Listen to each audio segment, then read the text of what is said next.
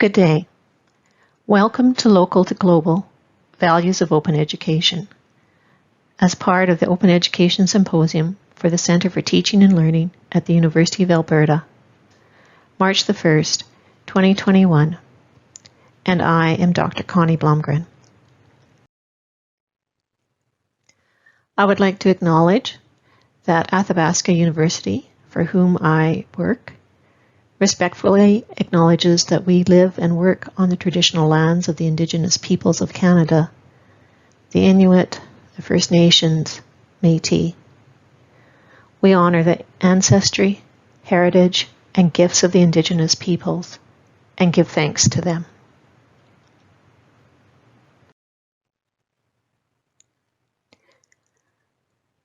So now let us take a look at what we're here for today.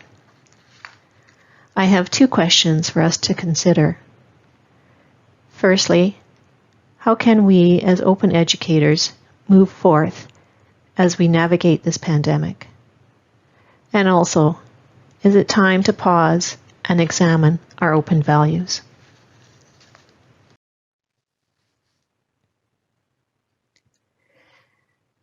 Throughout this presentation, I will be offering examples from my own experiences and observations that range from my local context of teaching in Athabasca University's Masters of Education in Open, Digital, and Distance Education program, as well as the Education Doctorate.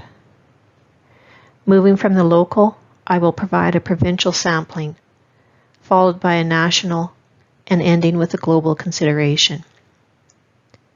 These examples are small offerings of the many possible and are tied to what I am involved in, and these examples are therefore not exhaustive nor even fully representational. Throughout, we will pause to examine what values, what basic beliefs align with OER and open practices, and how these values infuse our local efforts as well as amplifying out through to larger contributions and effects, or at least potentially so, because of the confluences of digital technologies and mobile devices in a world that continues to become electronically networked. So, how do we enliven OER to become open educational practices? OER can be viewed within higher education as an answer to the high cost of student debt, whereby free and digital textbooks become the norm. And this is an important part of understanding openness in education. High-quality textbooks have become foundational to the learning required by students. However, with the affordances of the 5 R's, Wiley's right to retain a license, alongside the permissions of a Creative Commons license to reuse, revise, remix, and redistribute an item, a learning resource moves from a staid, fixed, and permanent thing to a more fluid, changeable, adjustable, enlivened resource.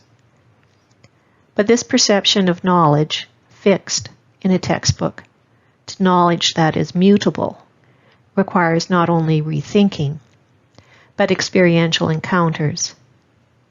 And so, here are some local examples of such experiential encounters.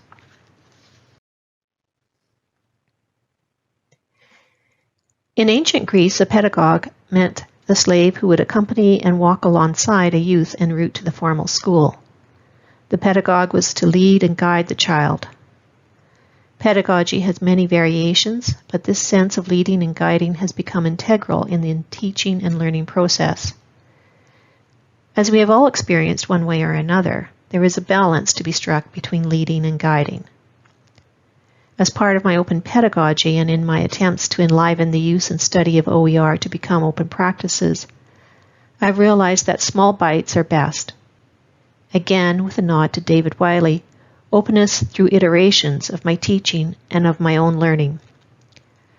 For example, in a course I teach called Openness in Education, I've witnessed how graduate students rethink the concept of a learning resource, from something fixed to something mutable. This is a big shift in perception. For many, there is an authority in the fixed learning resource that aligns with concepts of acceptability and quality assurance. When we read and discuss the cathedral or the bazaar article, which posits knowledge attained through authority versus vis-a-vis crowdsourcing, students generally become enlivened because they see the potential of contributing to knowledge as part of a commons. Some students have really taken off with the assignments. For example, creating an openly licensed module for college students living through COVID-19, and designing an open ecosystem platform based on OER Commons, but remixed and improved. I have enlivened my own learning by taking the Creative Commons certificate. I felt as an advocate understanding the open licenses in a meaningful way would improve my teaching, my researching. But in addition to the content of the course, I observed a variety of numerous open practices in action and as a student. The course used Slack as a communication tool, and assignments modeled revision and remix whereby students could adapt, translate, improve, essentially rework the work of a previous student to make something that extended what had been initially created. In fact, I encountered an academic dilemma. I had to rethink how to reuse directly the work of another. For one assignment, I was making a PowerPoint of Canadian copyright for K-12 educators, and I used directly, as permitted by the licenses, several slides of content. This was attributed as a derivative, which it is, but it was also akin to an extended direct quote. That thinking process of determining how and why to use this material academically and properly was again helping me to enliven my understanding of OER to become part of open educational practice. As Leo Haveman notes, openness is better understood as a matter of degree or quality rather than one half of a binary.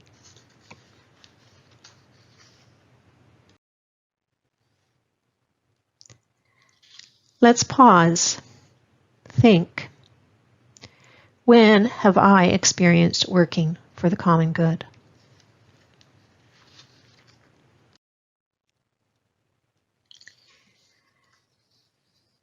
From 2014 to 2017, the Alberta government released $2 million to support the development of OER within the province's universities and colleges. This initiative was named ABOER, and this is how I met Krista McNutt. A cluster of projects occurred throughout the province, and a community of practice has been evolving. Unfortunately, there was no more funding, and ABR became less active over time.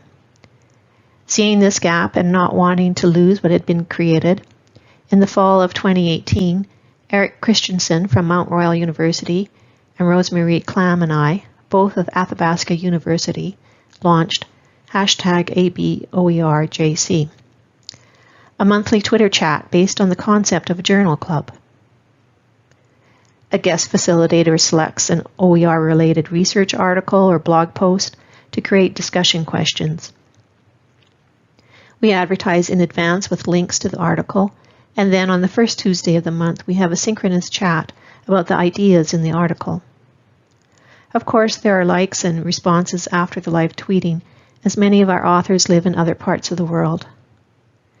When possible, we aim for Alberta OER advocates to be the guest facilitator, and this Twitter chat is a means for a distributed group, with no funding to sustain the community of practice that the original ABOER initiated. We have had librarians, researchers, and university students as guest facilitators, all providing their own take on the use of OER and open practices. With Alberta's austerity budget, the issue of educational equity may receive more attention, specifically with regards to the high costs of textbooks. An informal group of faculty from various institutions are currently supporting undergraduate students working to bring forward the cost benefits of OER for Alberta post-secondary students. And part of the awareness raising of OER benefits are planned for an upcoming #ABOERJC Twitter chat. Frequently, one thing leads to another when working toward the common good.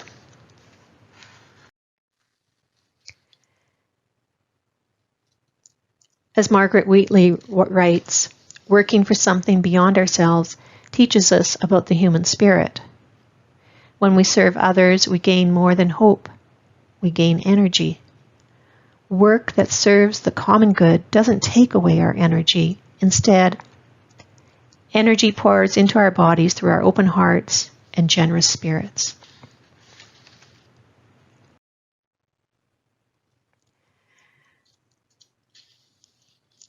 OER and open pedagogy rests upon curriculum and how it is theorized. Within educational studies of K-12 curriculum, 3 stances occur, that of transmission, transaction, or transformation. Education that pours knowledge into a student by the teacher or educational resource is transmission. When constructivism is used, this curriculum is more transactional, and the role of the learner and the teacher have changed. A transformative curriculum aims to have the learners experience on several levels deep change, not only in knowledge but in the emotional and even spiritual realms. All 3 views of curriculum are compatible to some degree with OER and open pedagogy. In tandem with curriculum theorizing are the conceptions of what entails open pedagogy. There are several definitions, but the one that I support is Hegarty's 8 attributes of open pedagogy. Beginning with the top and the key to all are the participatory technologies. Yet essential to using the technologies are people, connected in open values and substantiated by trust. This can lead to innovation and creativity as part of a connected community, whether large or small, such as a group of learners. Through sharing of both ideas and resources, learner-generated open assets are possible. Yet, to ensure quality, self-reflection and reflective practices woven in with peer review allow for new and iterations of an open learning asset. One's view of curriculum informs the entry point into open pedagogy, and not all educators will enter by the same manner or process. Entry points vary for many reasons. Weaving together our understanding of curriculum, open pedagogy, and what is possible at the national level is no small task.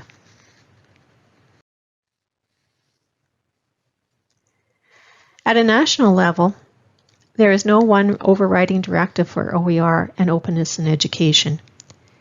In addition to provincial and federal responsibilities, there are social and cultural practices that are changing over time. OER and open practices are best known and discussed among higher education. For example, BC Campus is the national leader in supporting the development of OER for higher ed institutes, especially within BC.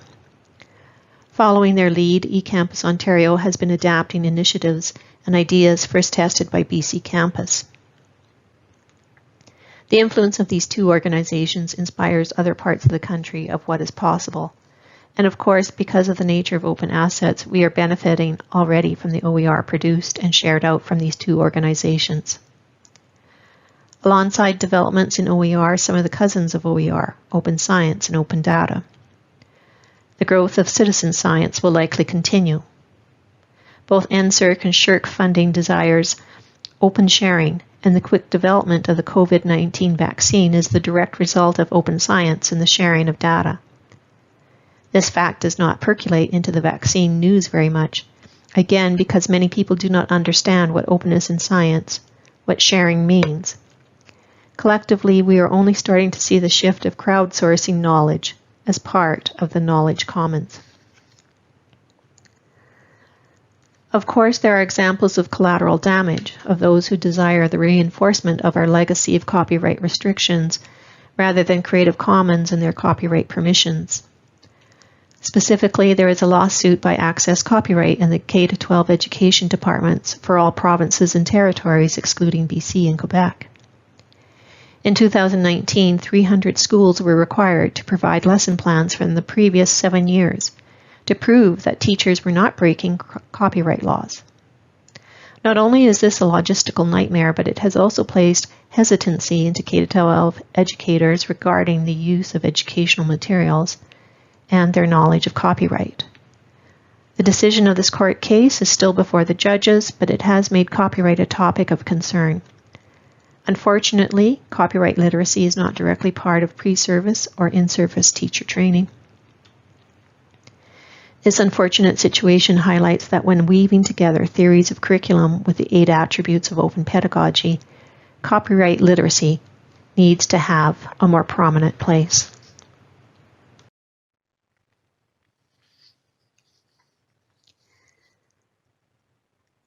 The commons is less about ownership, as we usually understand it, than about stewardship.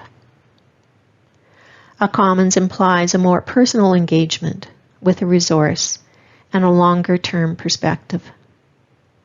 It also implies a richer ongoing set of ethical and cultural relationships than private property normally entails.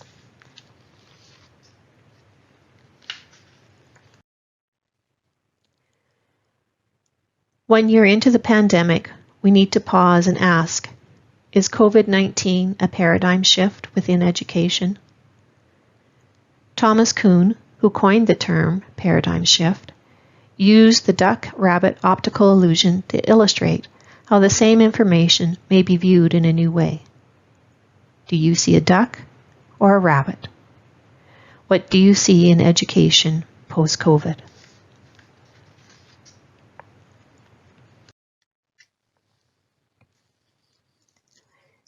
In late April 2020, UNESCO made the following statement.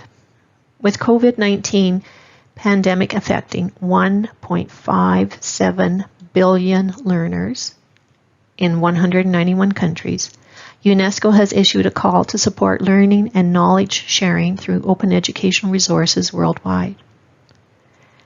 There are 5 action areas as part of this call.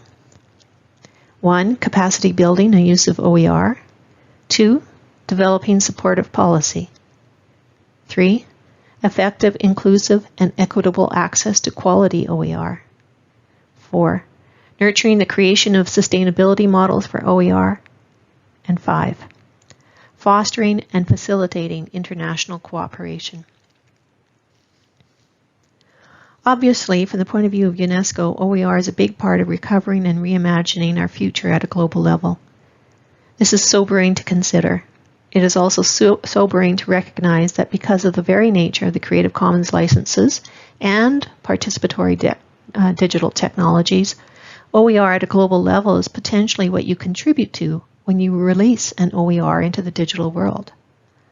Translation of OER into different languages, adopting for contexts and uses, modifying, adjusting, reshaping a resource is within the DNA of OER. Our local contribution may be used elsewhere as part of the broad and varied learning commons that OER are part of. There is this potential in open sharing of openly licensed material of your local OER, making a contribution far away for learners elsewhere.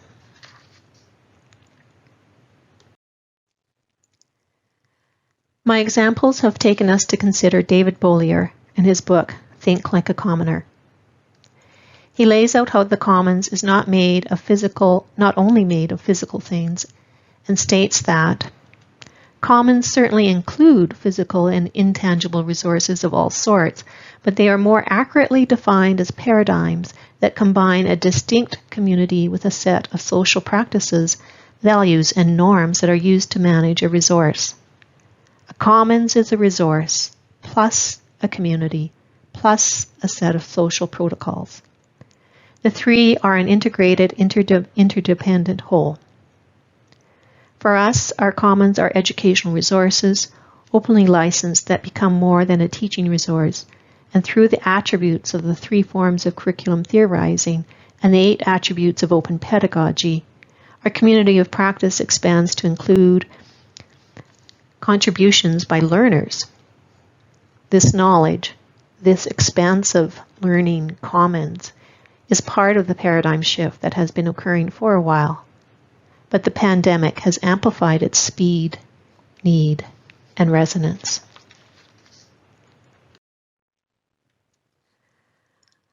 I know that I have only lightly touched upon many ideas and examples, as this is the case with a topic such as openness in education. And these examples have been offered as a means to initiate a conversation with you. For you to pause and think, what are the values embedded within OER and open practices? Especially now as we continue to navigate this pandemic. I am curious to hear your thoughts and reactions to this presentation in the live Q&A on March the 1st. Thank you so much, and I encourage you to go out and practice your openness.